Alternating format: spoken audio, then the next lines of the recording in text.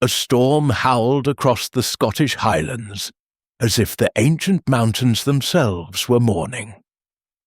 Deep within the granite walls of Castle Draymoor, a solitary figure lay motionless on the marble floor of the great hall. Sir Alistair MacRae, patriarch of the clan and guardian of a century-old secret. A single candle flickered beside him, illuminating strange scorch marks on the stone. Though no wound was visible, his face was frozen in a mask of terror. Chapter 1. The Summons to Draymoor. The storm had begun its reign over the Scottish Highlands long before Hercule Poirot's train reached the northernmost stretch of railway. Sheets of rain lashed against the windows in relentless fury, the droplets racing one another in crooked paths down the glass. Poirot watched them with a contemplative expression, delicately adjusting the angle of his moustache, as though to reassure himself that even nature's rage could not disturb his personal order. The rhythmic clack of the wheels beneath him gave a steady counterpoint to the turbulence outside, a metronome of clarity in an otherwise chaotic landscape. He had received the summons less than 24 hours prior, a telegram written in a hand, unsteady with urgency.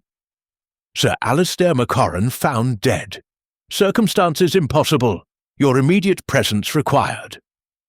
Signed only by Lady Fiona MacRae, the widow of Sir Alistair's eldest son. Poirot, who had been concluding a modestly less dramatic case in London, found the brevity of the message intriguing. It lacked embellishment, lacked excuses, lacked explanations. Only the word impossible troubled him, or rather, delighted him. Impossible deaths, in his experience, were not merely puzzles, they were invitations.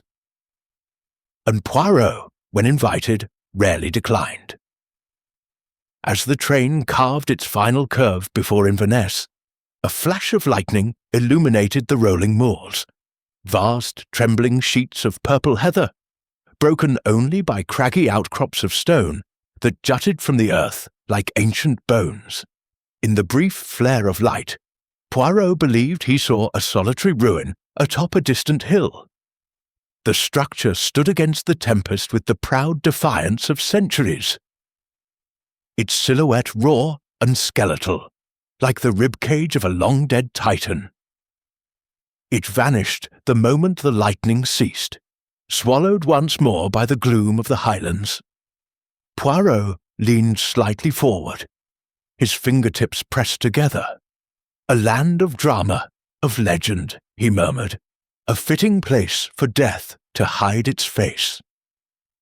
The train screeched into the station with a steam-filled exhalation, as though it, too, had battled the storm and was relieved to be done with the journey. Poirot stood, adjusted his immaculate coat, and descended onto the platform, where the cold assaulted him at once. The wind whipped at his hat and coat, not with mischief, but with a kind of primal ferocity that seemed woven into the very soul of Scotland. Waiting at the far end of the platform was a woman in a deep violet cloak, its hood pulled low against the rain.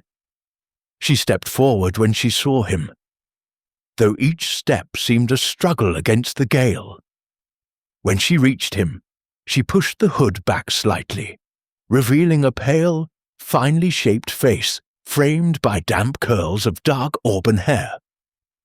"You must be Monsieur Poirot," she said, breathless. "I am Fiona MacRae." Poirot inclined his head politely. "Madam, I am at your service." I fear we have little time," she said, voice trembling, not from the cold, but from something deeper. "The situation at Draymoor Castle is—" Her gaze drifted to the swirling darkness beyond the station. "Things are not right there. They have not been right for some time." Poirot studied her carefully. Her words hinted not merely at grief, but at a profound dread. He offered his arm, which she took, and together they moved toward the waiting motor car, an old black Daimler whose engine rattled like a nervous heartbeat. Inside the car, as the driver pulled away, Lady Fiona clasped her gloved hands tightly in her lap. Several minutes passed before she found her voice again. "Sir Alistair did not die naturally," she said abruptly. Poirot nodded. "I presumed as much." "I mean," she continued, "there was no wound, no poison found yet by our doctor. But he died with his eyes wide, terrified, and the door to the great hall was locked from the inside. How curious!" Poirot's tone was soft but sharpened by interest. "And there were no other exits?" "None that we know of." She swallowed. "But someone must have been there. There were marks on the stone floor, burn marks, and a symbol, something scorched into the ground beneath him." "A symbol?" Poirot raised an eyebrow. "Describe it for me." I do not think I can," she whispered, shaking her head. "It was twisted, jagged, like a spiral fractured into shards. Professor Hargrave insists it is some ancient clan sign associated with death." Her voice faltered. "I am not a superstitious woman, Monsieur Poirot, but the castle has been restless. Strange shadows, whisperings in the hall at night."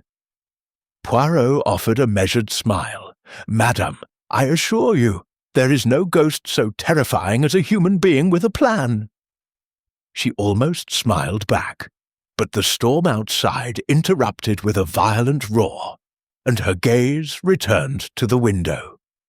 Their ascent into the Highlands took nearly an hour. The road twisted through steep ridges, past streams swollen with rain, and into deeper, darker realms of rock and mist. Eventually, through the sheets of rain, the silhouette of the castle emerged. Draymore Castle was a monolith of grey stone perched atop a jagged cliff, as though carved from the mountain's own spine.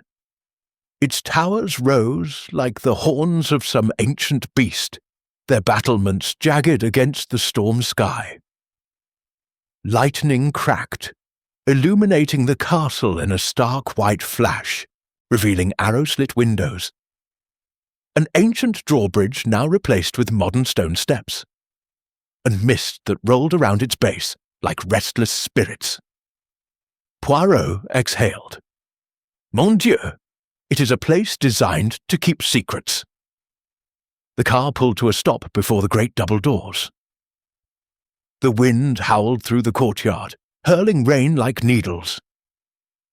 A lantern flickered beside the entrance, barely alive against the storm. Lady Fiona hurried him inside. Immediately upon crossing the threshold, Poirot felt it, a weight in the air, a heaviness not physical, but psychological, an atmosphere thick with recent fear. The entrance hall was vast, lit only by a few wall sconces that flickered against the stone like trembling breaths. Shadows clung stubbornly to the corners. Portraits of Macquaran ancestors lined the walls, their painted eyes seeming to follow Poirot as he passed. "This way," Fiona said, her voice echoing too loudly in the cavernous space. Before she could lead him further, a sudden scream pierced the stillness, high, sharp, frantic. It came from deep within the castle, reverberating off the stone like the cry of a banshee. Fiona froze. Poirot's brow furrowed.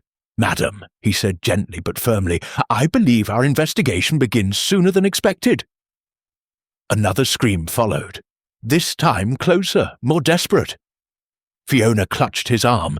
"That was Moira, the housemaid. She has been unsettled since Sir Alistair's death." Poirot stepped forward, gesturing for Fiona to follow. As they moved swiftly down a torchlit corridor, Poirot asked, "Was the household present at the time of Sir Alistair's discovery?" "Yes, all except Moira. She claims she saw something pass through a wall." "Through a wall?" Poirot repeated, neither mocking nor believing. "Yes," Fiona whispered. and she has been insisting that Sir Alistair was killed by the Watcher of the Stone. A spirit, a Highland legend, she replied, breath quickening, said to claim those who defy the ancient vows of the MacRae line. Poirot almost sighed. Legends, superstitions, curses. He had encountered them all. None had yet trumped logic. They rounded a corner and found Moira Lennox collapsed against the stone floor, trembling violently. Her lantern lay shattered beside her. Poirot crouched beside her. "Mademoiselle, you are safe. Tell me what you saw." Moira raised her tear-streaked face, eyes wide with terror. "It moved," she stammered. "A shadow. No shape, no feet to touch the ground. It slipped right through the wall near the great hall." Poirot looked to the wall she indicated, solid granite, seamless. He stood slowly, his expression unreadable. "Show me," he said softly. Moira pointed with a shaking hand. Poirot approached the wall, his fingertips brushing the cold stone. Something was there, something subtle, nearly imperceptible. A faint tremor through the stone, as though something deep, within the walls, pulsed like a hidden heartbeat. Poirot leaned closer, his breath steady, his mind already assembling possibilities. Lady Fiona whispered, "What is it?" Poirot straightened, his eyes gleaming with the first spark of certainty. "Madame," he said, "I do not yet know what your maid saw, but I assure you it was not a ghost." He placed his palm against the wall again. A soft click echoed behind the stone, a click no ghost would ever make. Poirot turned slowly, his gaze sharpening like a knife. "The castle," he murmured, "is lying to us." And somewhere within its ancient bones, he felt sure, the truth waited, shrouded in shadow. Hidden, watching, and very much alive. Chapter 2. The Clan of Secrets. The great hall of Dunraith Castle had once been a place of triumph. Clashing swords, feasts lit by roaring hearths, and songs echoing against the rafters. Now, under the dim and trembling glow of a handful of sconces, it felt like a mausoleum dedicated to memories that refused to rest. The shadows pooled in corners like silent mourners. The air itself seemed chilled with ancestral resentment. Poirot stepped into the hall with measured precision, every footfall echoing with disproportionate weight.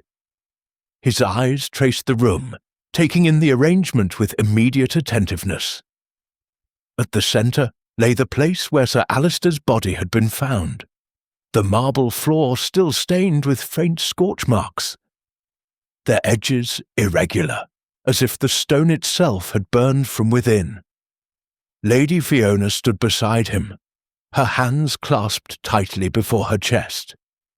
Behind her, Moira Lennox hovered uncertainly, still trembling from her earlier terror.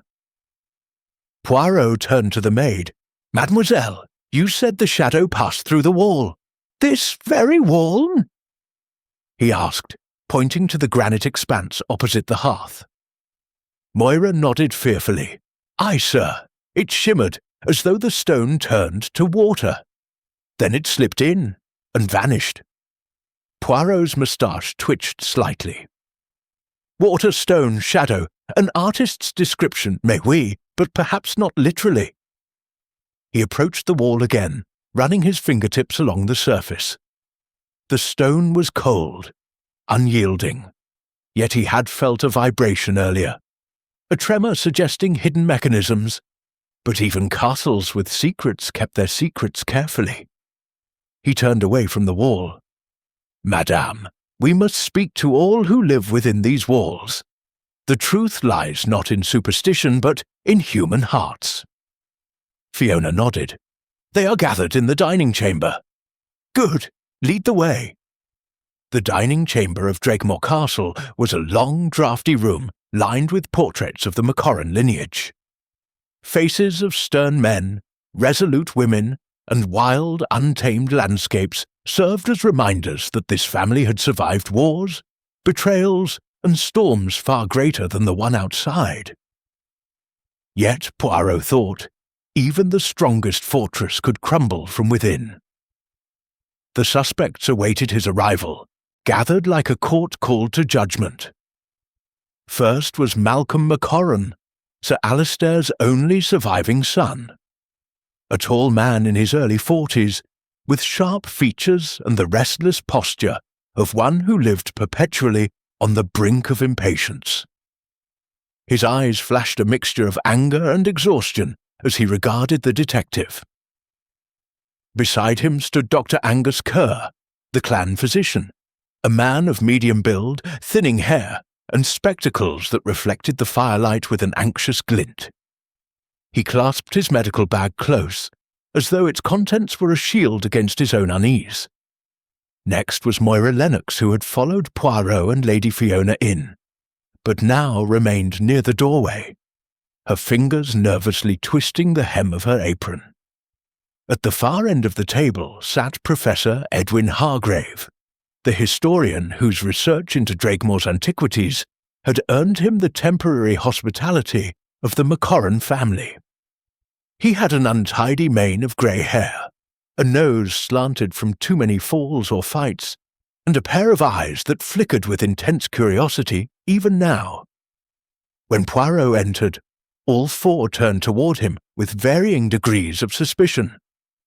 He walked slowly to the head of the table.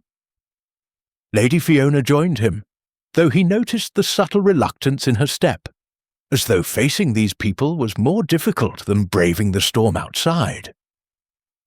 "Messieurs, mesdames," Poirot began, spreading his hands in a gesture of courtesy.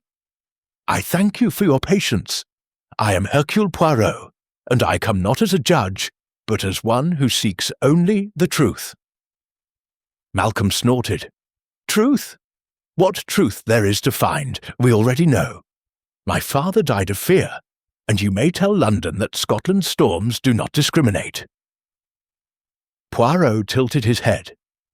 "Your father's eyes, monsieur, did not widen with the wind, nor did the strange markings on the floor press themselves into the stone." Dr. Kerr cleared his throat nervously. "Those markings, I still cannot explain them. I've never seen anything of the sort. But the heart, Sir Alistair had been struggling for months." "Struggling?" Poirot repeated. "And yet you gave Lady Fiona no indication that his condition was fatal." Kerr's face reddened. "His heart was weak, yes, but not fatally so, not without provocation." "Provocation," Poirot echoed quietly. "A powerful word." Professor Hargrave leaned forward, his voice gravelly. "Sir, we cannot discount the legends of this place. The House of MacRae is built upon ancient ground. There are stories older than recorded history, of guardians, of watchers, of—" Poirot held up a hand. "Stories, yes. But stories do not kill men. People do." Hargrave bristled, but said no more. Poirot turned his attention to Lady Fiona. "Madame, you are the one who found Sir Alistair's body." She shook her head. "No, Malcolm did." All eyes shifted to the brooding air. Malcolm exhaled sharply. "I found him in the great hall at dawn. He must have gone there during the night. The door was locked from the inside." "You did not hear anything?" "No. Had you quarrelled with him recently?" Malcolm hesitated. Too long. Fiona's eyes flickered with concern. Hargrave leaned back, steepling his fingers. "Everyone quarrels with Sir Alistair. Even ghosts, I suspect." Poirot turned his gaze to him sharply. "And what is your connection to this family, Professor?" "I am a scholar of Celtic antiquities," Hargrave replied. "Sir Alistair invited me to consult on drafts of ancient documents kept in the vaults. Documents concerning the early MacRaes, their covenants, their law. I stay here as a guest." Poirot raised an eyebrow. "A guest? Or something more?" Hargrave smirked. "A guest with curiosity. If that is a crime, you may arrest me now." Poirot ignored the remark. He studied the group. Their tension was palpable, a tight thread drawn between them. Secrets emanated from each of them like a faint, distinct scent. "Tell me," Poirot said suddenly, "who last saw Sir Alistair alive?" Dr. Kerr answered promptly. "I did, at supper." Malcolm nodded reluctantly. "Yes, but he was in foul spirits, muttering about debts, about tradition, about something being taken." "Taken?" Malcolm's jaw clenched. "Aye, a document, an old one. He said it had been removed from the family archives." Hargrave looked sharply at him. "He believed one of us took it," Malcolm shot back. "You're the only one with reason." "Malcolm," Fiona snapped. Hargrave stiffened. "I'm a historian, not a thief." Poirot observed carefully. None of these outbursts were idle. Each suggested fractures in the household long before the death occurred. He raised his hand, silencing the argument. "Before we explore motives, you will indulge me. I must know what each of you believes happened last night." A hush fell over the room, and the storm outside growled, as though punctuating the gravity of the question. Moira spoke first, her voice quavering. "I believe the Watcher came. It is said the Watcher lives within the stones of Draymore. When someone breaks an ancient vow, it comes to claim them." Malcolm scoffed. "Ghosts do not kill old men. This was nature." Dr. Kerr shifted. "I wish that were the case, but the marks on the stone, and his expression, I cannot reconcile them with anything natural." Hargrave folded his arms. "The symbol scorched into the floor is real, very real. It matches depictions I have studied, symbols of punishment for betrayal. Whether human or supernatural, Sir Alistair faced something he believed in." Lady Fiona's voice was softer, more hesitant. He had been fearful for days. He confessed to me that he felt watched." Poirot clasped his hands lightly behind his back. "Watched? By whom?" She shook her head. "He never said." Poirot nodded slowly, then paced the length of the table. "Let us speak plainly. Sir Alistair was not a man to fear shadows, yet he feared something. Something specific, I think. Something or someone who had leverage over him. And I suspect each of you knows what that was." Silence. Then, soft but firm, Lady Fiona spoke. "There was a secret. One Sir Alistair guarded fiercely. A secret worth killing to protect." Poirot turned to her. "A secret of the clan?" Her eyes flickered toward the portraits on the wall. "Yes. Can you tell me what it was?" "No," she whispered, "because he never told me. But someone here knows." And Sir Alistair suggested, before he died, that the secret was no longer safe. The storm roared stronger, as if echoing her words. Poirot stepped back to the head of the table. "Messieurs, Madame, the death of Sir Alistair is not merely a tragedy. It is the result of deliberate manipulation. Someone orchestrated the circumstances of a locked room and the theatrics of a mark on the stone. Someone here," Malcolm bristled. "Are you accusing us outright?" "I accuse no one, not yet." Poirot's voice was calm. "But I am certain the murderer is inside these walls." Moira whimpered. Dr. Kerr looked pale. Hargrave's jaw tightened. Malcolm glared. Fiona closed her eyes. Poirot leaned forward slightly. "And until this murderer is unmasked, the storm outside is not the only danger in Draymore Castle." A flicker of lightning illuminated the room, casting all their faces into stark relief. Fear, anger, guilt, suspicion. Poirot's gaze swept them one by one, sharp and unwavering. "The truth," he said softly, "is here, and I shall find it." Chapter 3. The Echo Behind the Walls. The morning after Colonel Rathmore's death arrived with a sky the colour of tarnished pewter. and the Scottish wind carried a mournful hum through the battlements. Hercule Poirot descended the grand stairway with deliberate elegance, cane tapping lightly, shoes shining with an almost unnatural polish against the dull stone floors. Despite the bleakness around him, his posture remained immaculate, and his eyes gleamed with a controlled alertness. The castle was awake, but uneasily so. Servants whispered behind half-open doors, and even the portraits seemed to watch him with greater scrutiny. Poirot paused at a landing window to examine the mist drifting across the moors. "It is curious, yes," he murmured to himself. "The atmosphere. She thickens with guilt." Then, with a decisive turn, he proceeded to the study where Rathmore had been found.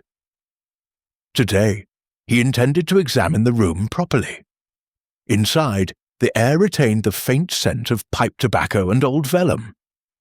Bookshelves lined the walls, overflowing with military memoirs, clan histories, and treatises on ancient Scottish conflicts. Behind the massive oak desk, Poirot found a peculiar gouge in the floor, as though something heavy had been dragged, something large enough to leave an indentation. He crouched, fingertips grazing the mark. "Ah," he whispered, "there is the story the floor wishes to tell." Just then Lady Margaret entered, her expression brittle yet composed. "Monsieur Poirot, must you reopen this dreadful room?" "But of course," he replied gently. "Murder, Lady Margaret, is never content to rest. It demands justice, and justice must be pursued with order and method." She moved toward the window, clasping her hands. "My husband had many burdens, but enemies, here, in this castle, that seems impossible." Poirot's eyes followed her carefully. "Madame, the impossible. It is often only the truth in disguise." He circled around the desk, straightening objects with habitual precision. An inkpot, a letter opener shaped like a claymore, a toppled photograph frame. He lifted the frame, examining it with interest. Inside was a photograph of the colonel with 3 men: Sir Alistair Mowbray, a long-time rival, Captain Hugh Lennox, Rathmore's former protégé, and Dr. Malcolm Finnegan, the castle's resident historian and friend of the family. Poirot noted how the colonel's smile looked strained, just on the edge of unease. "Lady Margaret," he asked, "does this arrangement of men tell you anything?" She hesitated. "My husband trusted them, or he tried to. That picture was taken the night before a rather heated argument among them. Something about the estate and the Rathmore legacy." Poirot filed this away. Quarrels, legacies, strained loyalties, seeds of motive. After she excused herself, Poirot resumed his inspection. At the far wall, he noticed a tapestry depicting a medieval battle scene. The edges fluttered ever so slightly, not from wind, but from a draught originating behind it. Poirot's eyes narrowed. Gently, he lifted the tapestry aside and found a thin, almost invisible seam in the stone wall. "A hidden door," he murmured in satisfaction. "A castle of this age, she has many secrets, but some secrets choose their moments to reveal themselves." A faint scuffing caught his attention. Someone was behind the wall, or had been recently. Poirot tapped the seam, listening carefully. The hollow resonance implied a passage beyond. Before he could investigate further, footsteps echoed in the corridor. Turning sharply, Poirot saw Captain Hugh Lennox enter, a tall man with a jaw carved from tension. "Monsieur Poirot," he said stiffly, "I heard you wished to speak with me." Poirot gestured to the desk. "Captain, you were once a close companion of the colonel, were you not?" Lennox stiffened. "He was my mentor, my friend, until we disagreed on certain matters." "Matters such as?" Poirot asked. "His insistence on maintaining old feuds, old debts," Lennox muttered. He couldn't let the past die, not even for the sake of his own family. Poirot leaned forward. "And last night, what was your quarrel?" Lennox's eyes flashed defensiveness. It wasn't a quarrel. It was a disagreement about the auctioning of an old clan artifact. He believed it should remain in the family. I argued it would settle his financial strain. Then, almost as an afterthought, he added, he dismissed me, said I'd never understand tradition. Poirot did not respond immediately. Instead, he walked back to the tapestry and smoothed the fabric thoughtfully.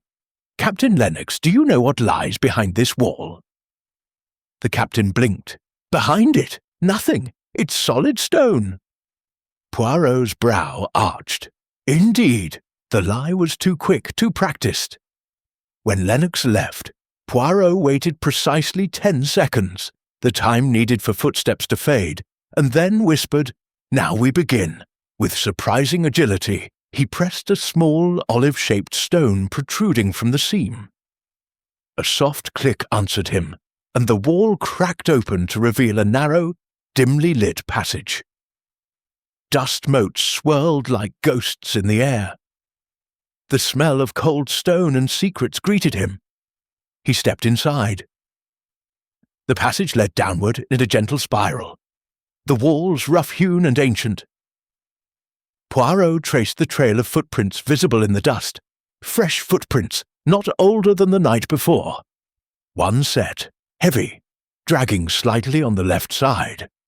"Someone who limps," Poirot murmured, recalling each suspect. Sir Alister had a slight limp from an old cavalry wound.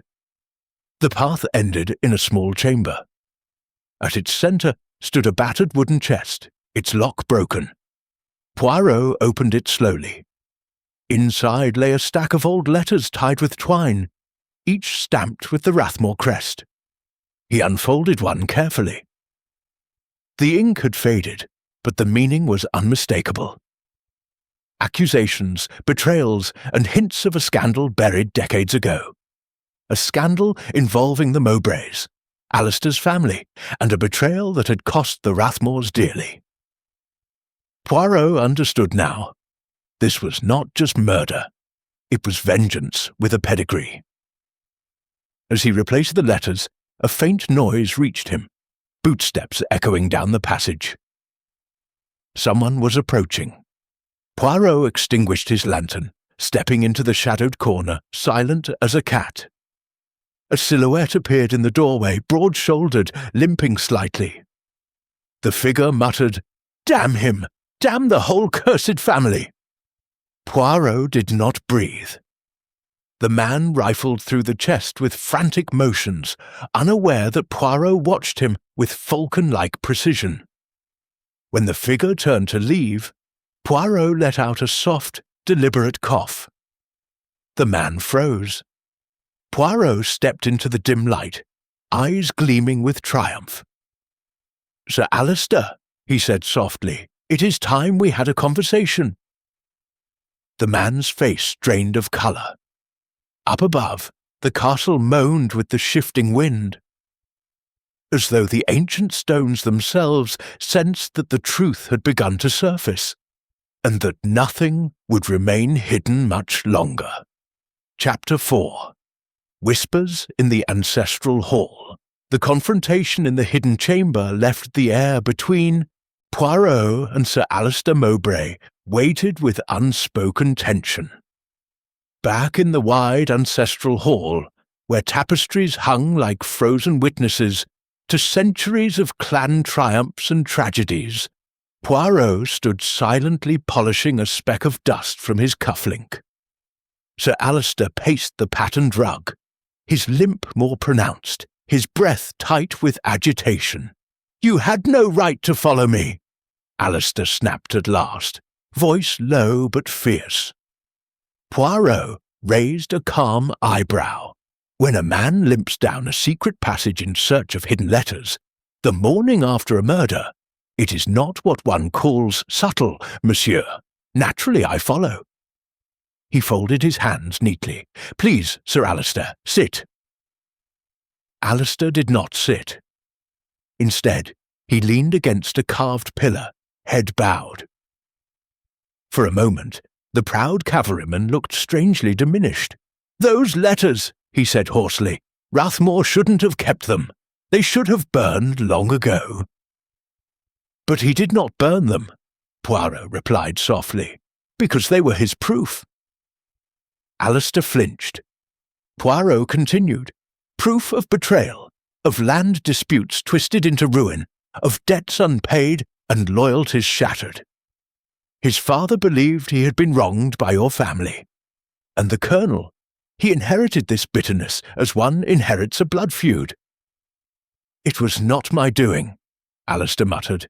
"The sins of our grandfathers, must they curse us forever?" Poirot studied him with penetrating calm.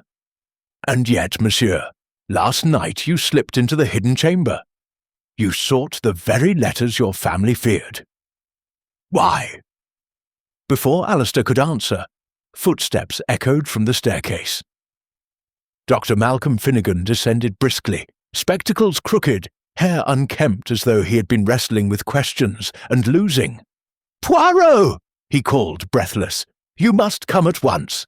Something has happened in the great library." The urgency in his tone allowed no delay. Poirot nodded once and moved quickly through the corridors, Alistair following reluctantly behind. The great library was one of the castle's oldest rooms, oak-panelled, high-ceilinged, populated by books that smelled of dust, smoke, and time. Morning light filtered through the tall windows in milky shafts. But the scene awaiting Poirot was far from scholarly tranquillity. A heavy suit of medieval armour lay toppled across the floor, its metal plates clashing in disarray, the helmet rolling in a slow circle.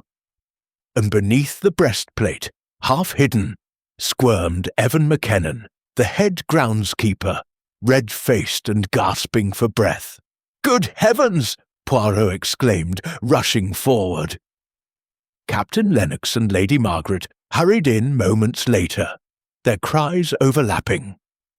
Together they lifted the armour, freeing Evan, who groaned as he sat upright. "What happened?" Lady Margaret cried. Evan wheezed. I was dust in the shelves, my lady, and that cursed armour, it just fell, nearly crushed me." Poirot knelt, examining the straps that normally secured the armour to its display stand. They had been sliced, cleanly, deliberately. His fingertips traced the frayed edges. "It did not fall," he said quietly. "It was made to fall." Lennox stiffened. "Someone wanted him dead?" Poirot nodded, or silenced. Evan's face drained of colour. "Silenced? Sir, I've done nothing." Poirot regarded him keenly. "Then you must tell me. What did you see or hear last night? Something has frightened you, n'est-ce pas?" Evan's eyes darted toward the far window, his hands trembling. I heard voices," he whispered, "near midnight, by the west gate." "Whose voices?" "A man and a woman, arguing, urgent-like. I couldn't see their faces, but I heard the man say," he gulped, "said the Colonel had pushed too far, and that tonight it ends." A ripple of shock moved through the room. Lady Margaret clasped her throat. "A woman! Here! Who?" Poirot's mind raced. There were only 4 women in the castle last night. Lady Margaret herself, the maid Elsie, the visiting historian Dr. Beatrice Holloway, and Catherine Rathmore, the Colonel's estranged daughter, who had arrived shortly before dinner and whose strained relationship with her father was well known. Poirot rose slowly. "Evan, did the woman speak clearly?" He hesitated. She had a soft voice, but angry, and an accent, English, not Scottish." "Catherine Rathmore, then." Poirot's gaze sharpened. "Thank you, Monsieur McKennan. You have been most helpful. Take care, and do not wander alone." Lennox helped Evan to his feet and escorted him out. When the library doors closed, Lady Margaret sank into a nearby chair, trembling. "You cannot believe Catherine would be involved," she whispered. "She and her father had disagreements, yes, but murder." Poirot placed a gentle hand over hers. "I believe nothing yet, madame. I observe, I gather the threads, and one does not ignore a thread simply because it is uncomfortable." From the corridor, a loud crash sounded. Something breaking, something thrown. Poirot and Alistair exchanged quick looks and hurried out. At the end of the hall, Catherine Rathmore stood with a shattered vase at her feet, chest heaving. Her eyes were wild, rimmed with sleepless fury. When she saw Poirot, she snarled, "If you've come to accuse me, don't waste your breath." Poirot approached slowly, hands raised. "Mademoiselle, I accuse no one, but I must ask you questions." "You already think I killed him." She laughed bitterly. "Everyone does. The ungrateful daughter, the disappointment, the rebellious one. It's so easy to blame me, isn't it?" Poirot studied her trembling hands. "Mademoiselle, where were you between 11 and midnight?" "Walking," she snapped. "Alone. Alone, near the west gate." Catherine froze. Poirot's voice softened. A witness heard. Raised voices. A quarrel with a man. Her jaw clenched, but she did not answer. Sir Alistair stepped forward harshly. "Girl, if you had anything to do with—" "Stay out of this," she cried. "You're all so desperate to rid yourselves of the Rathmores once and for all." Poirot's eyes widened slightly. Her anger seemed real, but so did her fear. He let silence fall. Silence has a way of drawing truth to the surface. "Finally," Catherine whispered, "I did meet someone last night, but it wasn't who you think." "Then tell me," Poirot urged. She shook her head violently. "I can't. If I do, I'm dead." Poirot stepped closer, lowering his voice. "Mademoiselle, someone already attempted a second murder today. You are not safe while the truth remains hidden." A tear slid down her cheek. "You don't understand. The secret isn't my father's. It's older, darker." Poirot felt a chill. "And who," he asked gently, "holds this secret with you?" Catherine glanced around the empty corridor, then leaned in, voice trembling. "It wasn't an argument," she whispered. "It was a warning." Poirot's breath stilled. A warning from whom? Catherine swallowed hard. From someone who said the Colonel had opened the wrong door. Poirot's eyes widened. The castle was full of doors, some metaphorical, some very real, and now one of them had led to murder. The chapter ended not with a scream, but with a silence heavy enough to suffocate the very walls. Chapter 5. The door that should not open. The castle's corridors grew colder as the afternoon light thinned, shadows lengthening like the reach of ancient ghosts. Poirot walked with measured steps beside Catherine Rathmore, who kept glancing over her shoulder as if expecting someone, or something, to emerge from the dim corners. Her breathing was unsteady, and her voice trembled whenever she spoke. "Please," she whispered, "not here, not in the open." Poirot inclined his head. "Then we go somewhere private, yes? Somewhere you feel safe." Her laugh was hollow. "There is no safe room in this place any more." He guided her into a small antechamber near the old chapel, where a single stained-glass window let in fractured beams of amber and blue. When the door closed behind them, Catherine leaned against the wall, as though her bones had finally surrendered to exhaustion. Poirot waited. She needed silence to gather courage. After a long moment, Catherine whispered, "The person I met last night was my cousin, Rowan Mowbray." Poirot blinked. This name had hovered at the periphery of the family history. A young man estranged after a bitter land dispute years earlier. Rowan was known as volatile, sharp-tempered, and wholly unpredictable. Poirot clasped his hands. "Mademoiselle, the Mowbrays and Rathmores have been enemies for generations. Why meet him in secret?" She flinched. "Because Rowan claimed my father had uncovered something that could ruin both families if revealed." "And what is this secret?" "I don't know," she cried. "Rowan wouldn't say. He only warned that my father had found the door that should remain shut. I thought it was just poetic nonsense." Poirot's gaze sharpened. "But now you think otherwise?" Catherine nodded, "especially after finding him." Her voice faltered. "My father dead." Poirot began to pace slowly, his shoes whispering against the stone floor. "Your cousin? Was he angry when you met?" She shook her head. "Not angry, afraid. I'd never seen him like that." Poirot stopped abruptly. Fear was a far more telling emotion than rage. Before he could press further, the chapel bells tolled overhead, 3 solemn chimes that reverberated through the stone like a heartbeat.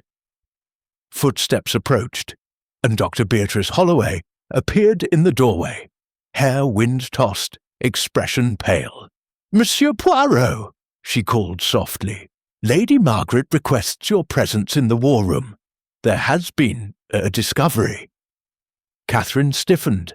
"I should go." "No," Poirot said gently. "Return to your room, lock your door, and speak to no one unless I am present. Do you understand?" She hesitated, then fled. Poirot followed Dr. Holloway through winding corridors until they reached the war room, a chamber adorned with maps, regimental banners, and artifacts of countless battles. Lady Margaret stood near the long table, her hands clutching a folded parchment. Sir Alistair and Captain Lennox waited as well, their faces hard with tension. The room felt charged, as though the relics themselves bristled with unrest. When Poirot entered, Lady Margaret handed him the parchment. This was found tucked beneath the Colonel's mattress. Poirot unfolded it carefully. The paper was yellowed with age, but the handwriting belonged unmistakably to the Colonel. The letter was brief, but explosive. "If this reaches anyone after my death, know that I have learned the truth of the Mowbray deceit. The hidden door confirms it. What lies beyond, proof of betrayal older than any living memory. I will not let them bury the truth again. Rathmore." Poirot exhaled slowly. "Ah, so the Colonel's discovery was recent." Sir Alistair bristled. "This so-called betrayal, these are ancient wounds." Poirot gave him a reproachful look. "Nevertheless, monsieur, your ancestors' actions and the Colonel's unearthing of them may well be the root of this murder." Lennox asked, "But what is this hidden door? Is it literal, metaphorical, or both?" Poirot tapped the table. "The hidden passages in this castle are many, but only one so far has revealed itself to me, the one behind the tapestry in the study. But I suspect there are more. And one such door holds the truth." Dr. Holloway hesitated. "There is an old legend, connected to the clan wars. A sealed chamber, where records of a forbidden pact were hidden. But it has always been dismissed as myth." Poirot's eyes lit with interest. "Then show me where this chamber is said to lie." Before anyone could speak, a distant crash rattled the floorboards beneath them, followed by a shout echoing across the lower halls. Poirot and the others rushed out, descending the nearest stairway into the old armoury. The air here smelled of rust and cold iron, but it was not empty, and not quiet. At the centre of the room, torches flickering violently, Evan McKennan, the groundskeeper, knelt beside a fallen body. Poirot hurried forward and saw, with a sinking heart, who it was. Dr. Malcolm Finnegan lay sprawled across the cobblestone floor, his spectacles shattered, blood seeping from a deep gash on his temple.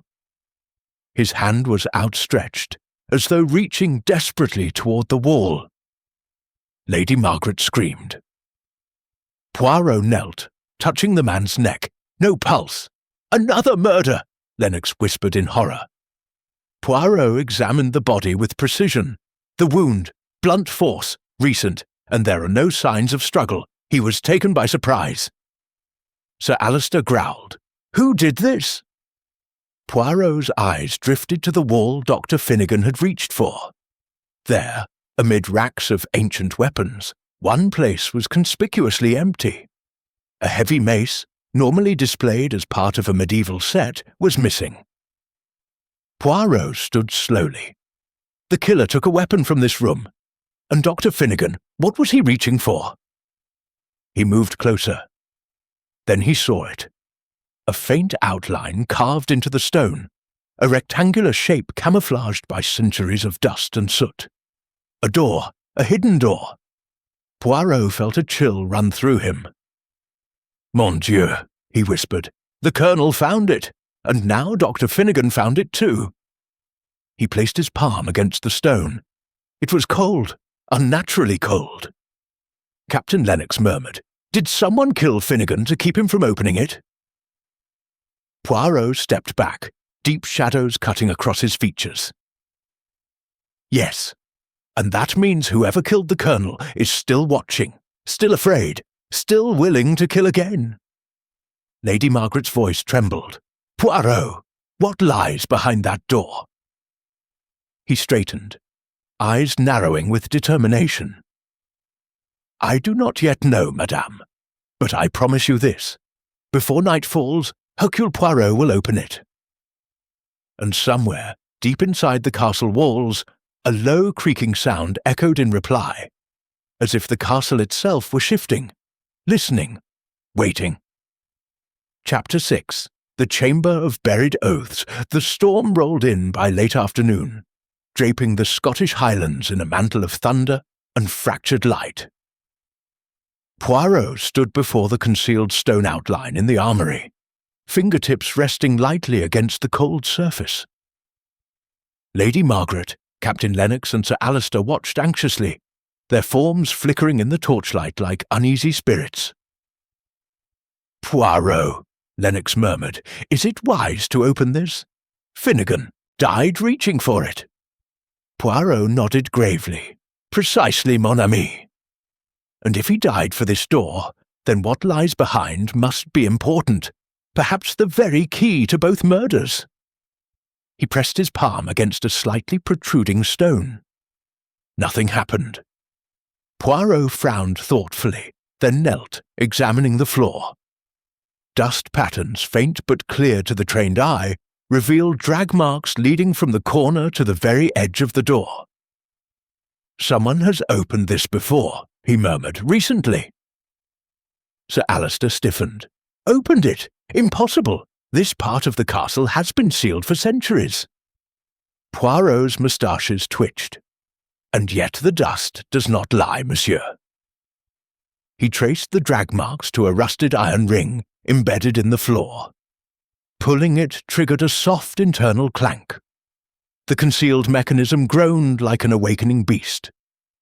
Ancient gears turned, and slowly, very slowly, the stone door withdrew inward, revealing a yawning black void. Captain Lennox swallowed. "Sweet Lord," Lady Margaret clutched her shawl to her chest. "Oh, Arthur, what did you find?" Poirot lifted a torch from the wall and stepped inside. The passage beyond spiraled downward, carved in rough stone, older than the castle itself. Moisture clung to the air, thick with the scent of mildew and forgotten centuries. The others followed reluctantly, their footsteps echoing in tight succession. At the bottom of the spiral lay a chamber, vast, circular, and vaulted. Torches on rusted brackets flared to life as they entered, igniting of their own accord with a low hiss.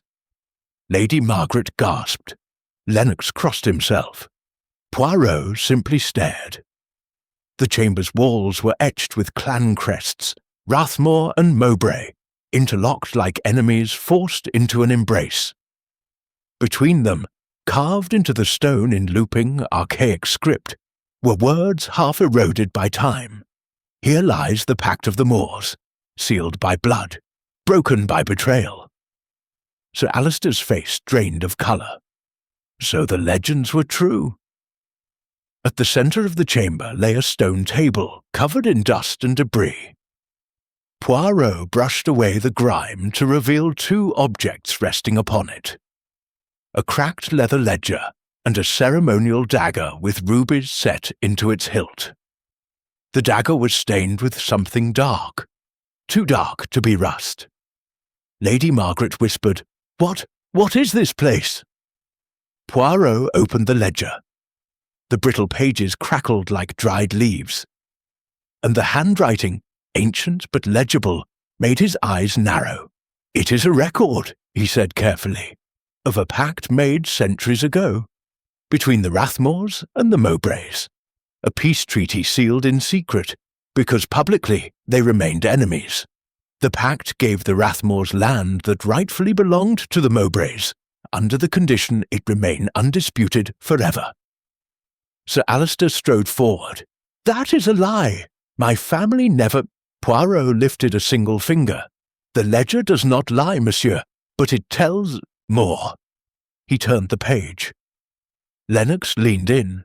"What does it say?" Poirot read aloud slowly. "Should a descendant of either house seek to undo this pact, the truth shall be revealed, and blood shall repay blood." Lady Margaret let out a small whimper. Undo the pact?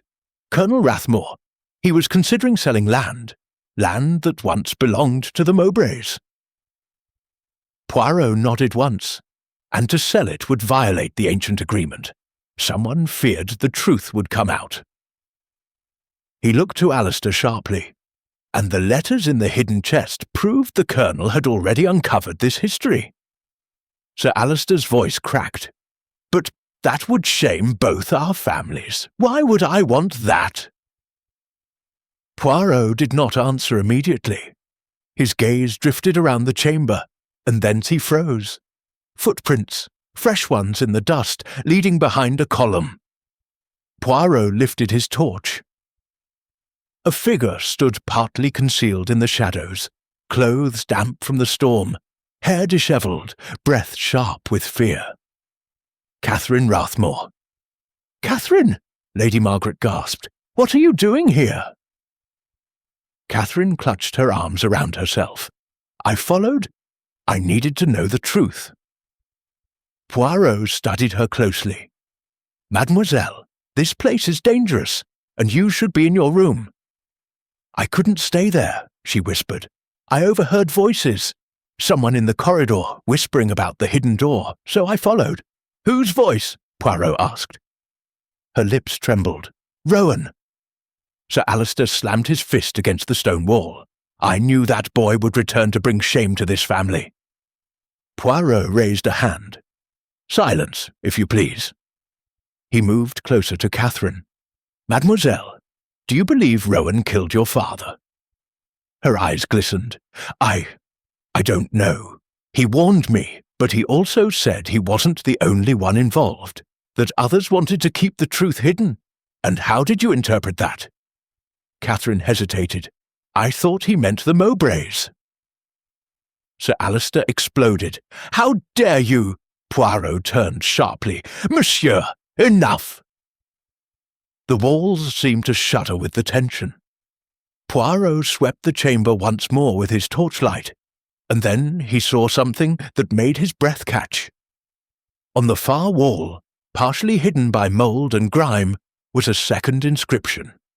He moved toward it, brushing away debris with his sleeve. The words beneath the surface were chilling. "Should the pact be broken, the dagger shall choose its mark, and the one who draws blood first shall fall next." Poirot felt a sting of dread. "Both murders," he whispered, "are tied to this prophecy. Someone believed it. Someone used it." Lady Margaret steadied herself against the table. "Poirot, what does this mean? Who would twist a legend into real murder?" Poirot slowly faced them all. His eyes were sharp, dark, illuminated only by the trembling torchlight. "It means the killer is someone who knew this chamber existed. Someone who believed the Colonel's discovery threatened everything. And someone who fears the truth more than death itself." He let silence fall, a silence that trembled like the heartbeat of the chamber itself. Then he concluded, "And now that we have opened this door, mes amis, the killer will not hesitate to strike again." Far above them, thunder cracked like the world splitting open, and somewhere deep within the castle's ancient bones, another door creaked softly, ominously, as though stirred by the very words Poirot had spoken. Chapter 7. The Whispering Cellar. The storm had not relented by the time Poirot made his way back into the castle's main hall. Wind clawed at the windows, rattling them in their frames like impatient fingers. Shadows trembled across the stone walls, and the long corridors hummed with a low, almost inaudible resonance, as though the castle itself exhaled under the weight of its secrets. Poirot paused, listening. He could not yet name the source, but something about the atmosphere felt charged, as though the building was guiding him toward an answer, or warning him away. Lieutenant McAllister joined him a moment later, his boots echoing sharply on the tiles. "You wanted access to the cellars, sir. They've been locked for years. Only Lady Rowena and the groundskeeper have keys." His voice was strained, his skepticism renewed after the evening's emotional confrontations. "Then let us hope Lady Rowena's memory is more reliable than the records of this place," Poirot replied, smoothing his moustache. "We must look beneath the surface, always, mon ami, beneath." Lady Rowena met them near the dining-room archway, wearing a heavier shawl now, her complexion paler than before. The strain of grief, or fear, had left her eyes hollow. "Harcourt always said the cellar was unsafe," she murmured, holding out a worn iron key. "Rotten beams, old stone, but if you believe it necessary—" "It is not a matter of belief, madame," Poirot said gently. "It is a matter of truth, and truth hides where one least expects." They descended a narrow stairwell behind the kitchen, lantern light bouncing off wet stone as the temperature dropped sharply. Poirot felt the change instantly, a cold that sat heavy on the lungs. The cellar door was thick oak reinforced with rusted bolts, and when McAllister unlocked it, the hinges groaned with a sound like a wounded animal. Poirot stepped inside first. The air smelled of earth, mildew, and something metallic beneath, something sharp. A sprawling network of stone chambers extended outward like the ribs of a buried beast. Barrels lined the walls, many collapsed, crates sat half-rotted, and water seeped in slow rivulets through cracks overhead. But it was the acoustics that captured Poirot's attention. Every footstep echoed strangely, returning in a muted whisper, as though the walls repeated fragments of sound. The sort of whispering, he realized, was not supernatural, but architectural. Yet it filled the space with unease. McAllister lifted the lantern higher. "What exactly are you looking for? The killer hid down here?" Poirot's eyes narrowed. "Not hid, Lieutenant. Prepared.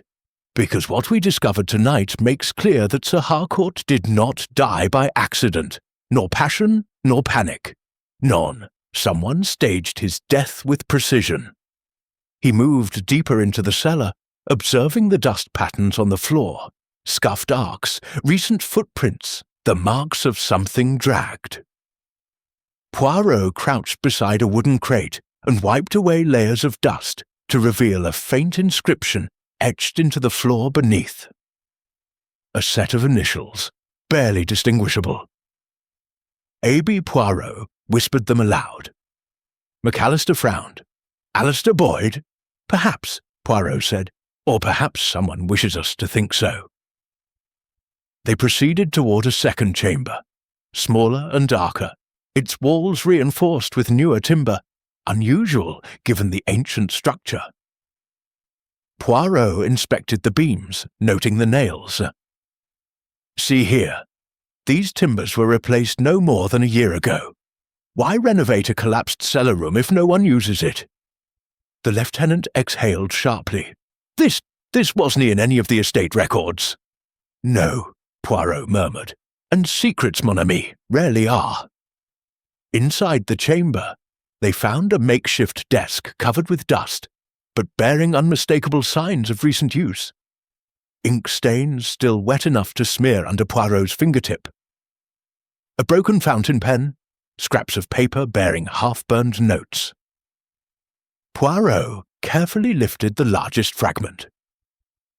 On it was written, "If she refuses, everything ends, not addressed, not signed." McAllister muttered, "That sounds like blackmail, or a threat." Poirot nodded gravely. A message kept rather than destroyed. But why? And who was the intended she? Lady Rowena? Fiona? Miss Sinclair? Before he could deduce further, a faint sound drifted from somewhere near the far wall. A scrape, soft but deliberate, the unmistakable brush of movement. McAllister spun toward the noise. "Who's there?" No answer came. Poirot raised a hand, signalling silence. He followed the sound with careful steps, tracing it to an archway veiled in hanging cloth. Pulling it aside revealed a narrow tunnel leading deeper underground, unlit and moist, the air thick with the cold breath of untouched spaces. McAllister's voice dropped.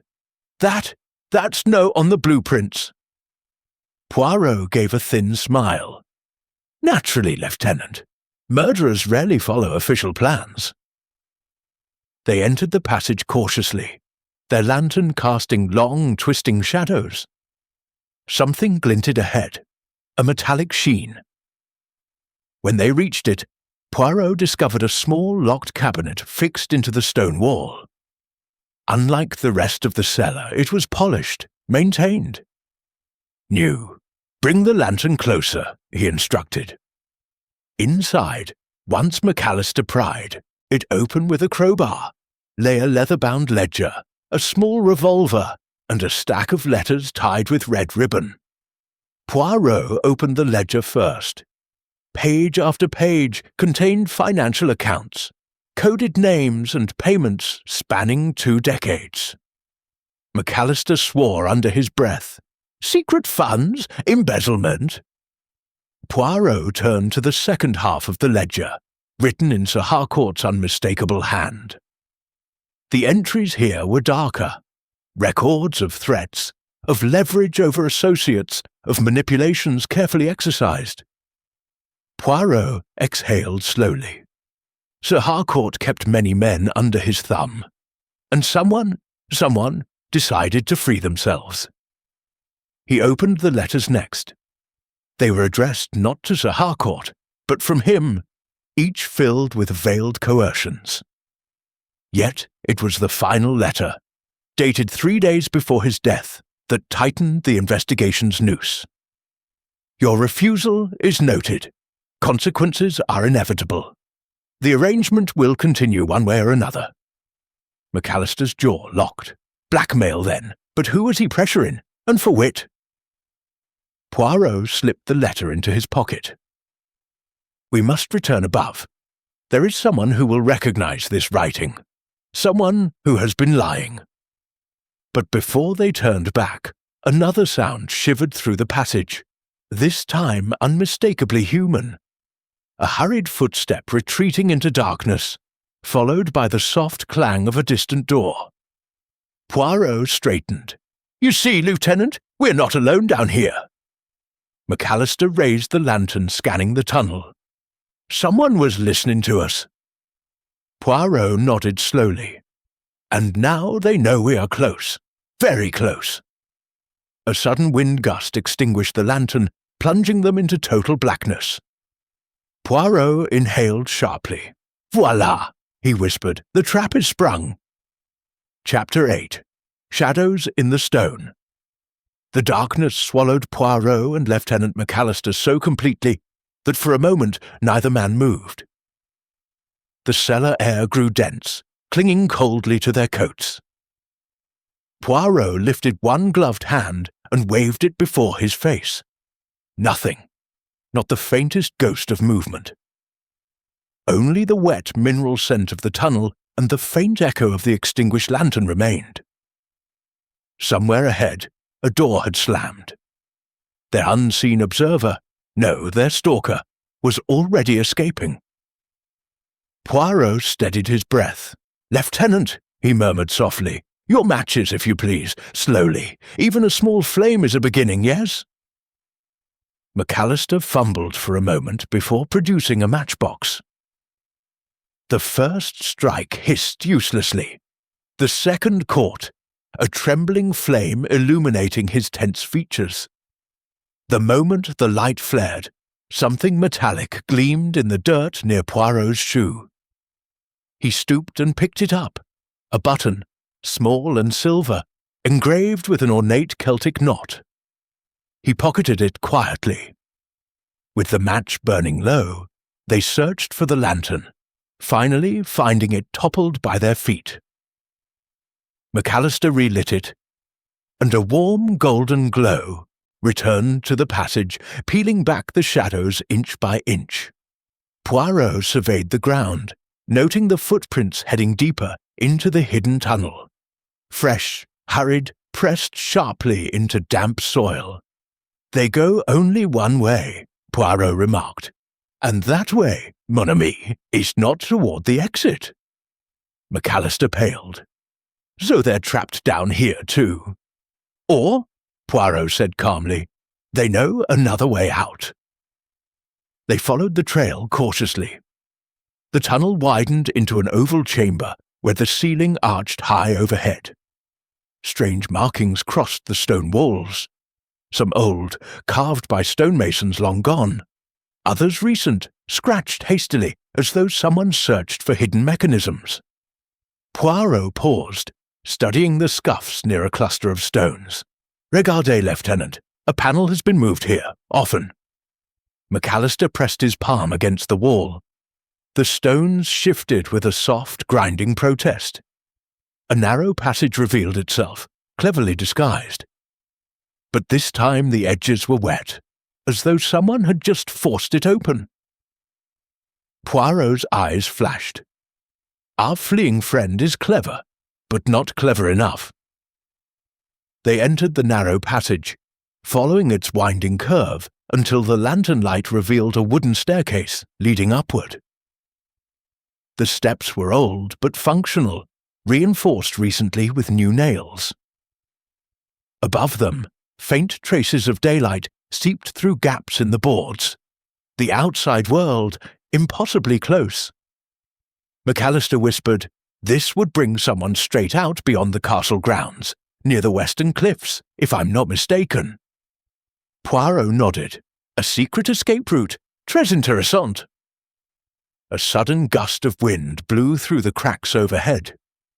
Poirot lifted the lantern higher, just in time to see movement at the top of the stairs. Someone darted past the slats of light, a brief silhouette against the grey outside. McAllister lunged forward. "Stop!" But the figure was already gone, the door above slamming shut with a reverberating thud.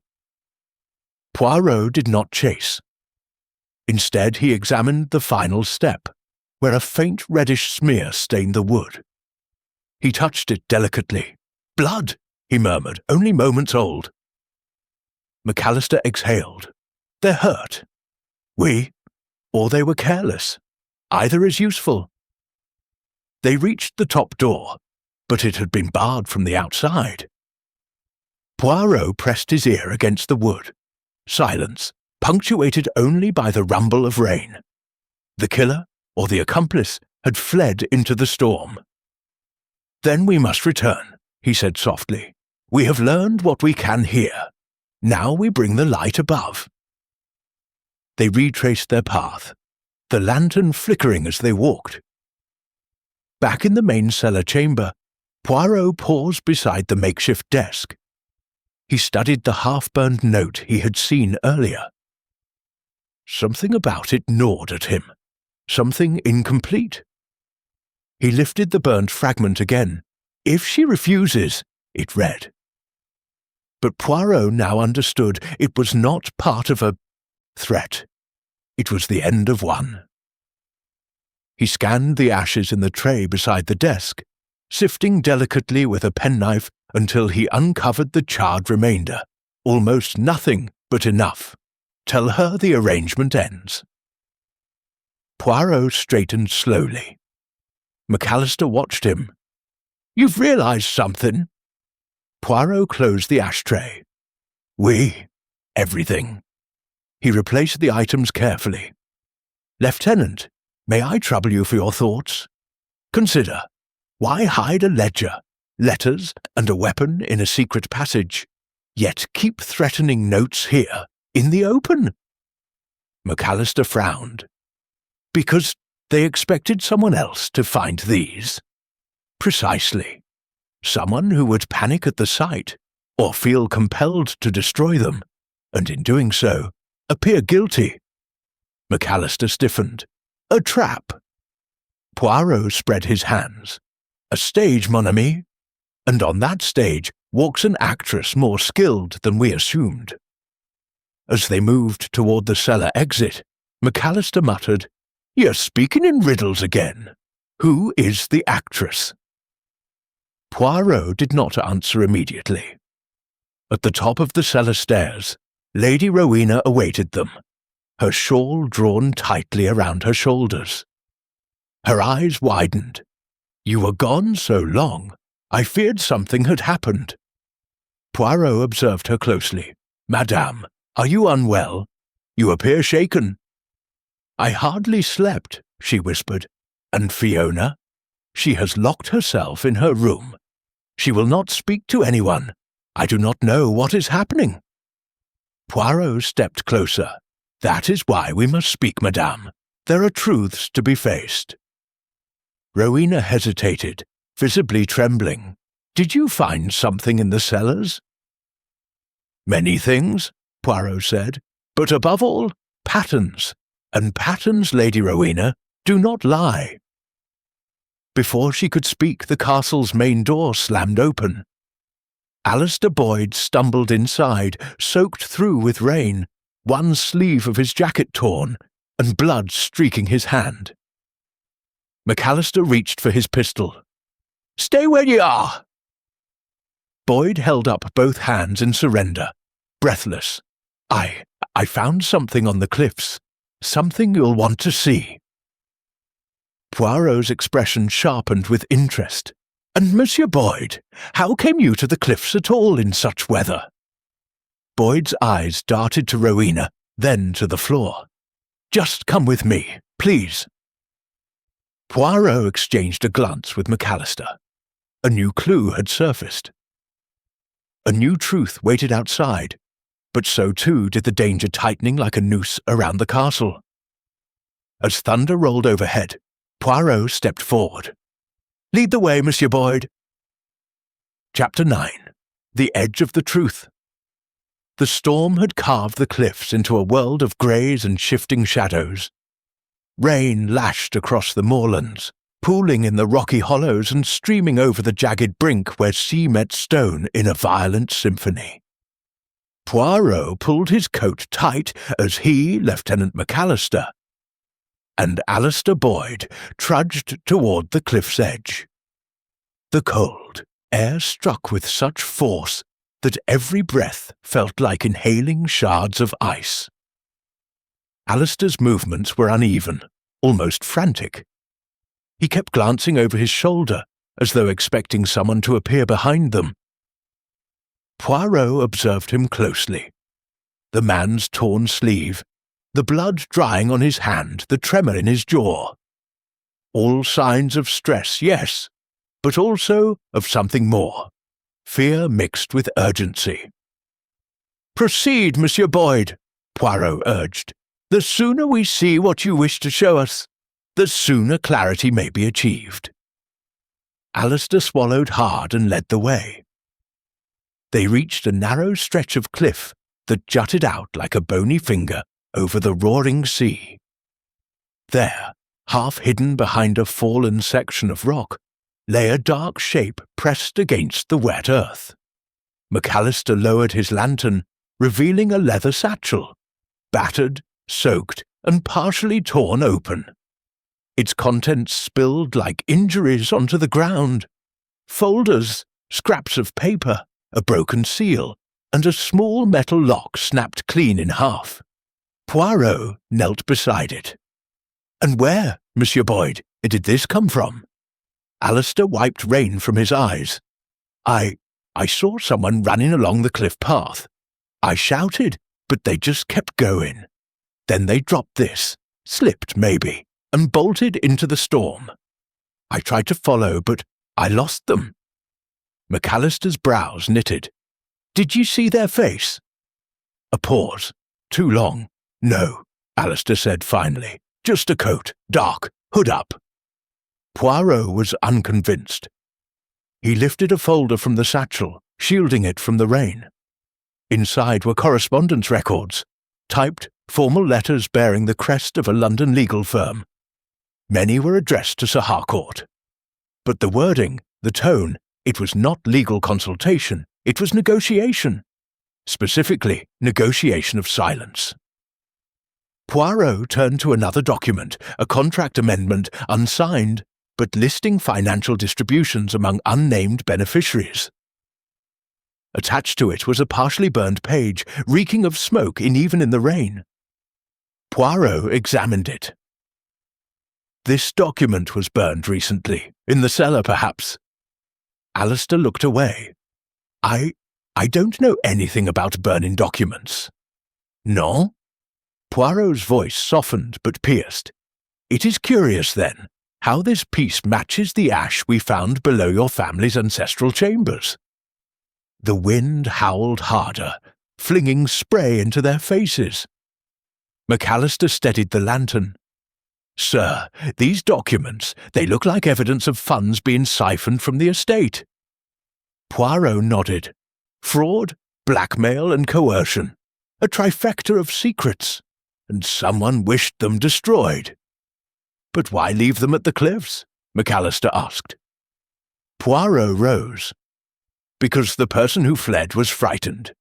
They intended to throw the satchel into the sea, nature's perfect eraser. But they dropped it before completing the task." A sudden crack of thunder shook the ground. Alistair stepped back, shivering. "This is madness. Why would Harcourt be keeping all this? Who was he blackmailing?" Poirot studied him with unsettling calm. "Perhaps the question, Monsieur Boyd, is not whom he blackmailed, but who feared exposure." Alistair's complexion paled as though drained from within. Poirot turned back to the satchel. Underneath the folders lay something heavier, a metal tin. Inside were photographs, sealed in protective sleeves. Poirot held one up to the lantern. It revealed a young woman, Lady Rowena, standing beside a man, not her late husband. The background suggested England, not Scotland. And the expressions, intimacy, secrets, a past unspoken. Poirot closed the tin gently. "The past returns at inconvenient times, does it not?" Alistair's breathing grew rapid. "You don't understand. Harcourt, he threatened her. He threatened to ruin her." Poirot fixed him with a steady gaze. "You speak as though you know the full truth, Monsieur Boyd." Alistair hesitated. Then, with a broken exhale, he admitted, "Rowena told me, weeks ago, he planned to expose her if she left him." "And you, the loyal friend," Poirot murmured, decided to intervene?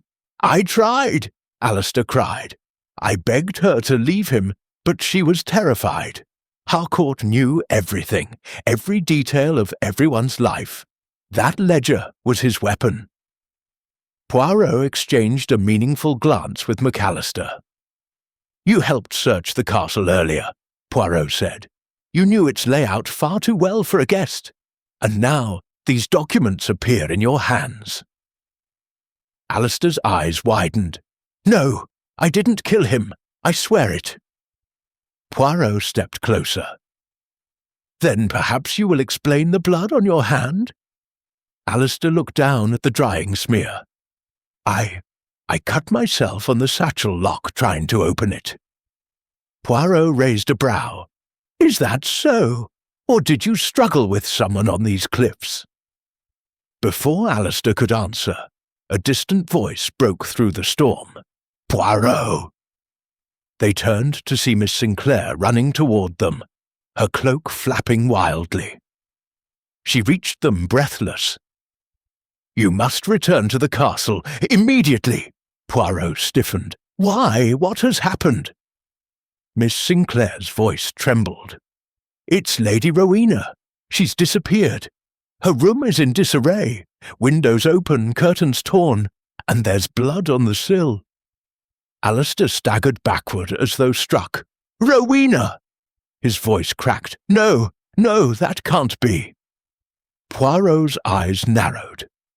The storm seemed to grow silent around him, replaced by a colder, sharper clarity. Lieutenant, he said softly, we return at once. McAllister nodded grimly. Poirot turned back to Alistair. Monsieur Boyd, you will accompany us. Alistair shook his head wildly. I must find her. I have to. Poirot's voice cut through the storm like steel. You will come with us. Alistair froze under the weight of it. Then, slowly, he complied. As they began the trek back to the castle, the ocean roared below them, an angry, relentless voice. Somewhere out in the storm, the murderer moved with renewed boldness, tightening their hold on the unravelling mystery. And now, Lady Rowena was missing. Poirot touched the metal tin inside his coat. The photographs the past, and his mind moved with swift precision. Everything is converging, he whispered. Chapter 10. The Unmasking. The wind howled through the castle corridors like a living thing, rattling the ancient windows and tugging at tapestries with ghostly fingers. Poirot, Lieutenant McAllister, and Alistair Boyd raced through the halls, their boots echoing ominously. Rainwater streamed in from broken panes, soaking their coats. The tension was palpable. Every shadow seemed to conceal a conspirator, every step a potential trap. Poirot's mind was a wheel of logic spinning faster than the storm outside. Lady Rowena's disappearance was no accident, he was certain. The clues in the cellars, the documents on the cliffs, the photographs, and the ledger all pointed toward a calculated plan. And only one person in that household had the combination of knowledge, motive, and opportunity to orchestrate such a scheme.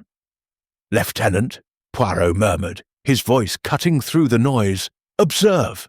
The sequence of events, the pattern of the footprints, the letters burned and hidden, all converge toward a single individual. Not a stranger, not an intruder, but someone within the castle. Someone who believed themselves above suspicion. McAllister's eyes narrowed. You mean one of the family? Poirot nodded. Precisely. And that person counted on fear to do their work. The cellar, the ledger, the threat letters, all designed to mislead, to create chaos, to protect their identity. They reached Lady Rowena's room. The door was ajar. Curtains flapped in the wind, and shards of glass crunched underfoot. The bed was unmade, drawers left open haphazardly. Poirot stepped carefully, his eyes scanning the floor, walls, and windowsill. a faint trail of blood led towards the wardrobe. He opened it slowly. Inside, Lady Rowena sat on the floor, trembling, her hands tied with cord, her face pale but conscious. Relief flooded McAllister, who immediately moved to untie her. "Are you hurt, madame?" Poirot asked gently. I am frightened," Lady Rowena whispered. "It was Alistair. I mean," her eyes darted toward Alistair Boyd, wide with confusion. Poirot raised a hand. "Madame, explain everything, but calmly." Lady Rowena inhaled shakily. "The documents, the letters. Sir Harcourt had secrets.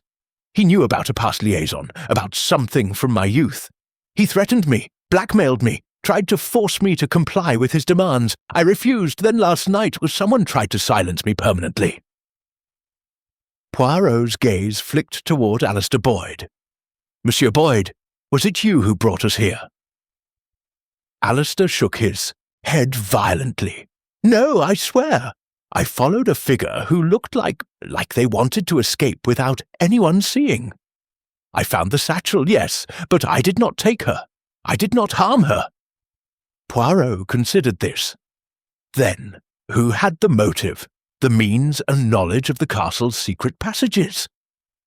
His gaze swept over the room, lingering on a figure at the door, Catherine Rathmore standing stiffly, her face pale.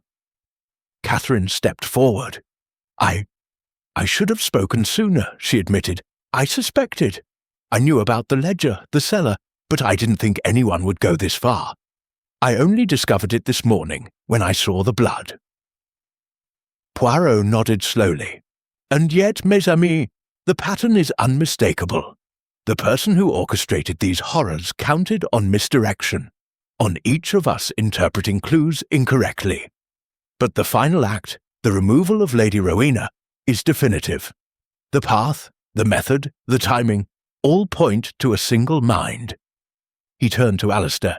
"Monsieur Boyd, tell me the truth. Did you see anyone leave Lady Rowena's room last night?" Alistair's face paled. "Yes, it was Sir Alistair. I thought he was rescuing her, but I saw him carry her into the hidden tunnel." Poirot's eyes gleamed. "Ah, there it is."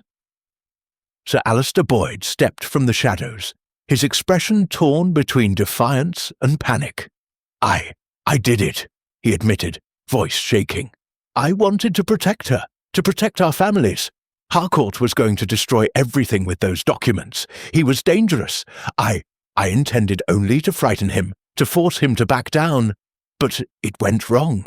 Too wrong." Poirot approached him, careful, methodical. "Explain to us exactly how, monsieur, step by step, every movement." Sir Alistair sank into a chair, head in hands. "I followed him to the cellar first. I saw him with the ledger. I intended only to scare him, to make him drop it. But he caught sight of me. There was a struggle. I pushed him, and he fell. I didn't mean for him to die. Then I hid the documents in the secret passage and removed Lady Rowena, so she would be safe from exposure. I never intended bloodshed. Never." Poirot listened intently, nodding slowly. "It is always the heart, yes, that leads men to error, but the law will judge deeds, not intentions." McAllister moved forward to secure Sir Alistair, but Poirot raised a hand. "Not yet. First, the truth must be fully revealed." He turned to Lady Rowena. "Madame, you are safe now, but your knowledge is essential. Can you confirm everything Monsieur has said?" Lady Rowena nodded, tears glistening in her eyes. "Yes, everything." Poirot's gaze swept the room once more. "Then we may understand the full sequence. Harcourt's obsession with control, his threats, the manipulation of the ledger, all of it provoked a reaction. But in trying to prevent scandal, Monsieur here created tragedy. He is not a murderer by intent, but by consequence." A long silence followed, broken only by the sound of rain pattering against the window. Outside, the storm had begun to abate, the thunder fading, leaving only the hiss of water and distant gulls crying. Poirot straightened, his expression calm, almost serene. "Mes amis," he said finally, "this house of secrets, of hidden passages, and of ancestral pacts has revealed its truth. The mystery is solved, not by speculation alone, but by careful observation, logical deduction, and understanding of human nature. And now, the guilty party stands before justice." Alistair Boyd was led away quietly, not in anger, but with the understanding that remorse, though sincere, does not erase consequences. Lady Rowena was escorted to her chambers, safe at last, though forever changed by the night's revelations. Poirot lingered in the hall, gazing at the storm-lashed windows. "One sees, mes amis, that the human heart is most dangerous when it seeks to protect or control. We must be vigilant, yes, but also compassionate, for even the noblest intentions, untempered, may lead to calamity." McAllister placed a hand on his shoulder. "You've done it again, sir. The puzzle is complete." Poirot's eyes twinkled faintly. "Yes, Lieutenant, and yet I feel there is always another secret, another deceit. It is never truly finished. But tonight, we have peace." Outside, the first weak rays of dawn began to pierce the clouds, illuminating the castle in a washed golden light. The storm had passed, leaving behind a world cleansed and quiet. For Hercule Poirot, the mystery of the Scottish castle had been unravelled, not by force, but by the meticulous observation of evidence, and the understanding of human motives intertwined with centuries of history. And with that, he allowed himself a small, satisfied smile. The case was closed.